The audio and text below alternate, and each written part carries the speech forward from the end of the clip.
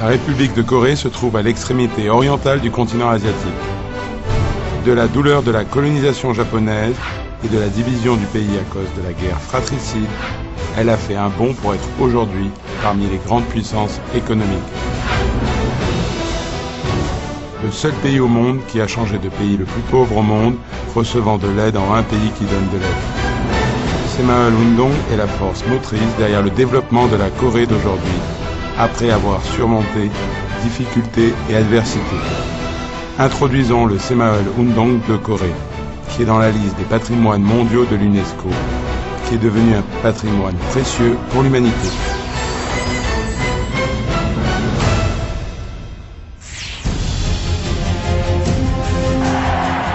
En 1945, brièvement, la joie de la libération.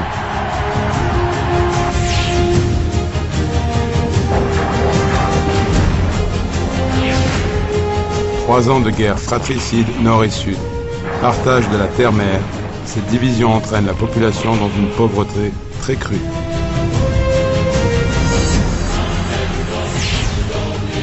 « 1960, la société coréenne est dans la confrontation et les conflits.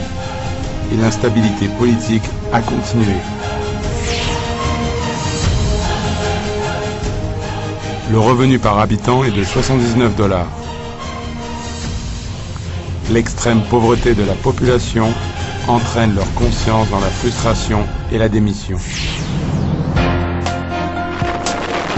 En 1962, le premier terme du plan de développement économique quinquennal commença.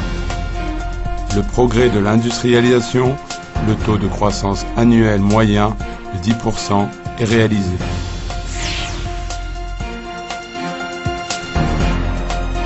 Cependant, la situation de plus de la moitié de la population ne s'est pas améliorée. La réalité rurale n'a pas évolué et l'écart de revenus entre les zones urbaines et rurales s'est encore accru. La situation de la zone rurale prémoderne, allant au-delà de l'inconfort, va jusqu'à influencer la conscience des gens. En ce temps-là, l'intérêt majeur du gouvernement était de permettre à ceux que la majorité de la population sortent de la misère.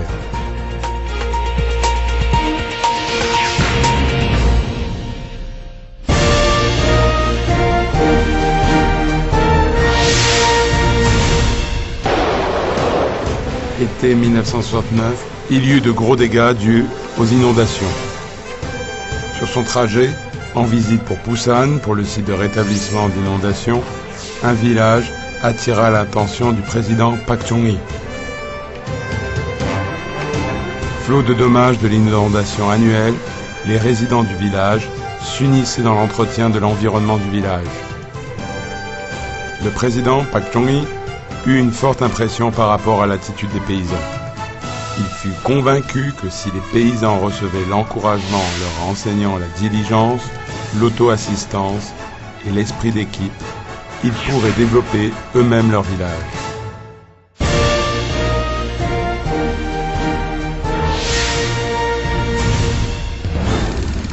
Au début de Semaul Undong, le gouvernement proposa que les paysans réalisent des projets d'amélioration de l'environnement immédiat du village. Le gouvernement a fait au niveau national des dons de ciment à 33 267 villages, dont 335 sacs par village. Sans autre intervention, le gouvernement laissa le choix et la réalisation des projets à la décision des villageois. En 1971, le Semaul Undong, dans la première évaluation des résultats des projets au niveau national, près de la moitié des villages ont eu des résultats au-delà de l'espérance. Le gouvernement a déclaré ces villages excellents villages et ont reçu chacun 500 sacs de ciment et 1 tonne de barres de fer. La politique ferme du gouvernement était d'aider le village qui s'aide soi-même. Les toits de chaume et la saleté qui étaient le symbole de la pauvreté ont disparu. Les rues et ruelles du village s'élargissant et ponts construits. Le village commença jour après jour à se transformer. Une nouvelle conscience, il suffit de le faire, et une confidence du « je peux le faire » commencèrent à naître chez les paysans. À partir de 1973, Le gouvernement a classé les villages selon le degré de développement. Village de base, village autonome, village indépendant. Le support du gouvernement suivit le principe du meilleur support au meilleur. La zone du projet d'amélioration de l'environnement a été élargie d'année en année. Les commodités du milieu de vie, révisées et modernisées, les installations collectives et commodités du village sont le fait d'une construction active. Le soutien du gouvernement pour accroître le revenu agricole s'est fait suivre. Une politique d'approvisionnement de variétés à haut rendement de semences de riz et de céréales a été menée. La conscience des agriculteurs à travers l'éducation, la technologie agricole était en train de changer. De l'agriculture traditionnelle dont dépendent le riz, l'orge, etc., aliments de base, on passe à l'agriculture complexe, comme celle des champignons et du tabac, et les cultures à des fins spéciaux, comme les arbres, fruitiers et produits. Production des végétaux dans les serres pour avoir des végétaux frais même en hiver.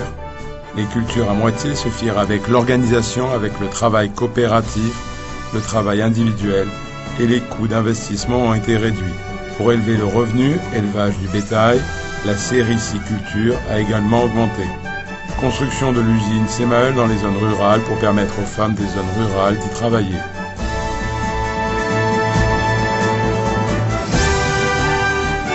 Tous ces éléments étaient à la base de la croissance des revenus en zone rurale.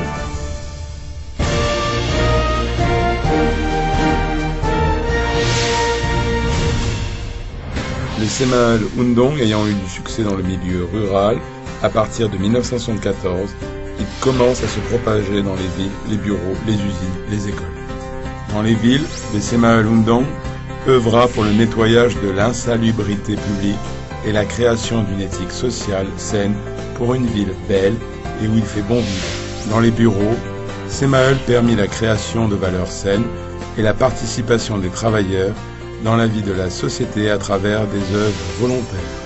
Dans les usines, avec le slogan « Les employés comme une famille », les œuvres de l'usine comme mon travail, ils ont pu œuvrer à l'amélioration de la productivité et au contrôle de la qualité.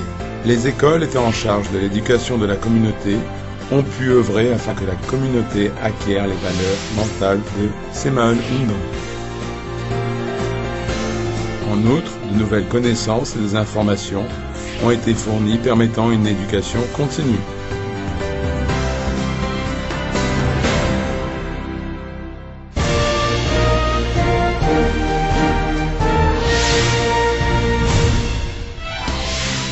Semaël Undong, en un mot, un mouvement pour le bien-être. Un mouvement pour le bien-être non seulement de l'individu, du voisin, du village, mais aussi de la communauté entière. Un mouvement pour le bien-être, tant matériel que mental. Un mouvement qui crée un fondement pour le bien-être de la future génération. C'est un mouvement pratique qui permet aux voisins, la société et la nation de se développer dans une bonne direction. Le Semaël Undong, dès le départ, ne fut pas un grand projet de gouvernement. Ce fut un mouvement mené par motivation et la participation volontaire des agriculteurs. Il pousse à l'expérience du résultat direct qui permet d'avoir une confiance en soi, du « je peux le faire » et un esprit positif. C'est donc un mouvement d'éveil de la conscience et d'action. L'esprit de base de Semaël Undong est la diligence, l'autonomie et la coopération. La diligence est de travailler avec assiduité et fidélité, éthique d'une vie saine. L'autonomie est de créer soi-même son destin. La coopération est la pratique de l'auto-expansion. Non pas moi seulement, mais nous, une énergie qui évoque un sentiment d'être une communauté. Traditionnellement, nos ancêtres ont hérité de la coopération de la communauté agricole Dure et Yangnak, des normes de vie des populations rurales. Ces belles traditions sont devenues la base de l'esprit de Semaël. Ainsi, l'esprit de Semaël a amplifié le fort désir national d'échapper à la pauvreté. Le Semaël Undong, avec « il suffit de le faire »,« je peux le faire »,« je dois le faire », a suscité la conscience nationale et l'action. C'est donc un mouvement de conscience et un mouvement permettant aux citoyens de faire de grands bonds en avant. En 1971, la première année, le gouvernement faisant l'évaluation des projets de Semaheul de chaque village a fait la découverte que chaque village ayant réussi son projet avait un dirigeant dédié. L'éducation de Semaheul avait pour but d'accroître les capacités des leaders du Semaheul Undong en se focalisant sur leur transformation de conscience et d'attitude. Les leaders qui ont fini les formations de Semaheul, de retour, ont encouragé et persuadé les résidents. Ils ont joué le rôle principal pour guider les résidents dans la réalisation des projets de Semaheul. L'éducation de Semaheul fut non seulement un catalyseur pour activer Semaheul Undong, mais aussi la force motrice pour conduire le développement et la propagation de Semaheul Undong. Par conséquent, Semaheul Undong s'est propagé pour devenir un mouvement pan-national. Ainsi, toute personne sous la République nationale de la Corée, à cause de l'atmosphère sociale, était censée recevoir l'éducation du Semaheul.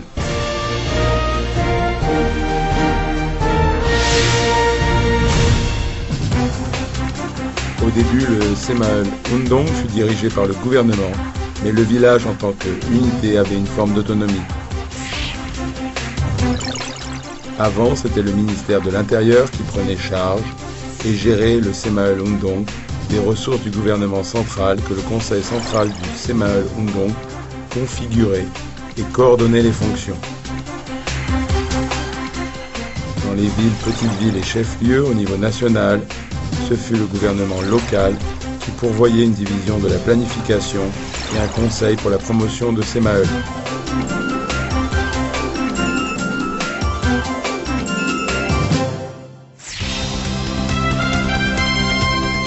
Les critères de sélection des projets étaient à la convenance des résidents. Projet montrant le potentiel de la zone, un projet efficace et à long terme et un projet réalisable.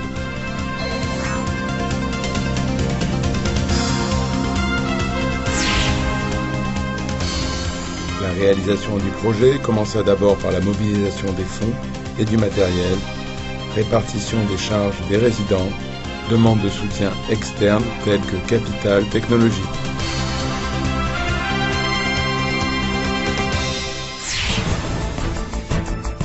L'avancement du projet s'évalue de façon hebdomadaire mensuelle, mais l'évaluation annuelle du projet se fait à l'Assemblée générale du village. En outre, la préévaluation et l'évaluation intermédiaire, la production par post-évaluation pour réduire l'erreur et être capable de mieux planifier.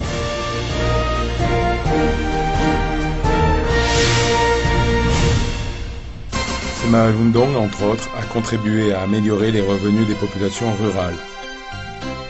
En 1975, le défi d'autosuffisance alimentaire de base fut atteint au niveau national.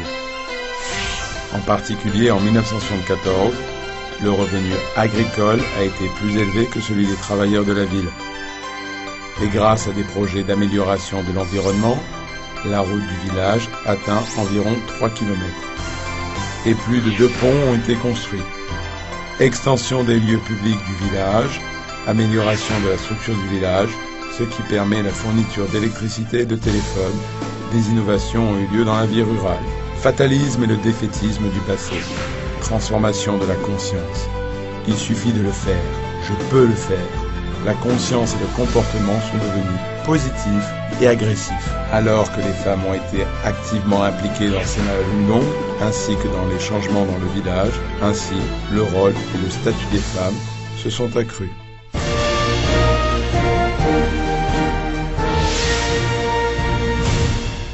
Les facteurs du succès de Semaheul Undong. D'abord, l'engagement ferme du président et le support systématique du gouvernement. Puis, le fait de donner le choix aux paysans de décider des projets et opérations de façon démocratique. Le gouvernement a donné seulement une ligne directrice. Les paysans organisaient leurs propres élections et choisissaient leurs représentants. Des leaders dédiés et une formation continue du leader de Semaheul. En quatrième, le principe meilleur support au meilleur village a poussé les paysans à être plus autonomes et compétitifs. Au final, le choix du village comme élément de base du projet. Lieu traditionnel, une bonne condition pour permettre à Semaheul Undong d'y fleurir. En 1960, le revenu par habitant de la République de Corée est de $79. Cependant, grâce au Semael Undong, nous avons surmonté la pauvreté et avec « il suffit de faire, je peux le faire », la population, la foi et la confiance en soi. Réalisés dans la communauté rurale, les enseignements ont été diffusés dans tous les domaines de la société, créant ainsi une atmosphère sociale vibrante. Maintenant, Semael Undong, dans l'ère de la mondialisation, veut jouer un rôle pour la prospérité commune. Plus que l'expérience de son succès, le Semael de la Corée désire devenir une source d'espoir pour ceux qui rêvent d'un monde d'opulence.